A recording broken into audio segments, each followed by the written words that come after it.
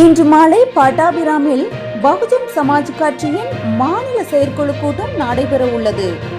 இதில் கலந்து கொள்வதற்காக சென்னை வந்த பகுஜன் சமாஜ் கட்சி தேசிய ஒருங்கிணைப்பாளர் திரு ராம்ஜி கௌதம்ஜி மற்றும் பகுஜன் சமாஜ் கட்சியின் மத்திய ஒருங்கிணைப்பாளர் திரு ராஜா ராம்ஜி ஆகியோரை சென்னை விமான நிலையத்தில் பகுஜன் சமாஜ் கட்சியின் மாநில தலைவர் டாக்டர் ப ஆனந்தன் அவர்கள் பூங்கொத்து கொடுத்து நேரில் வரவேற்றார். விமான நிலையம் எங்கும் ஜெய் பீம் கோஷம் முழங்க ஆரவாரத்துடன் இவர்கள் வரவேற்கப்பட்டனர்.